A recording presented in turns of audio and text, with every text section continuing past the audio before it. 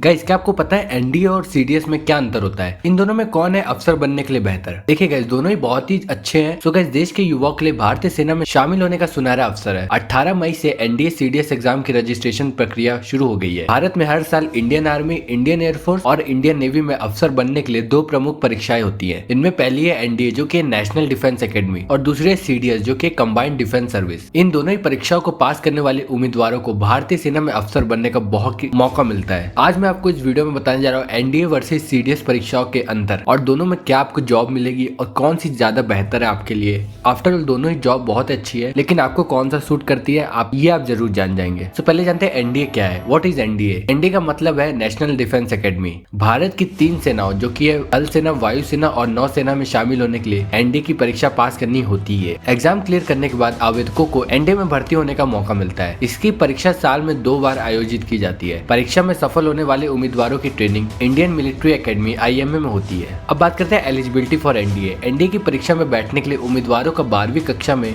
उत्तीर्ण या 12वीं की परीक्षा दे चुके अभ्यर्थी भी आवेदन कर सकते हैं। थल सेना के लिए 12वीं में किसी भी सब्जेक्ट से पास हो। एयरफोर्स और नेवी के लिए 12वीं क्लास में फिजिक्स, केमिस्ट्री और मैथ्स होना जरूरी है। उम्मीदवारों की उम्र 16 से लेकर 19 वर्ष के बीच होनी चाहिए। एनडीए की परीक्षा में शामिल होने के लिए पुरुष और महिला उम्मीदवारों को राष्ट्रीयता, आयु सीमा, शारीरिक और चिकित्सा मानकों को पूरा करना होगा। उसमें कुछ राउंड्स होंगे, आपको क्लियर करने होंगे। आपकी बॉडी वेट, आपको कोई डिजीज नहीं है, वो सब चेक करने के बाद आप क्वालिफाई करेंगे। अब जानते हैं सीडीएस क्या होता है। सीडीएस जो कि कंबाइंड डिफेंस सर्विस एग्जाम, ये परीक्षा यूपीएससी कराती है। सीडीएस की परीक्षा भी साल में 2 बार होती है। इस परीक्षा के माध्यम से कोई भी नौजवान भारत की तीनों सेनाओं में अधिकारी बन सकता है। सिलेक्शन अभ्यर्थियों को इंटरव्यू के बाद नियुक्ति दी जाती है। अगर आप छोटी उम्र में बहुत ही बड़े अधिकारी बनना चाहते हैं, आपको सीडीएस पेपर ऑप्ट करना चाहिए।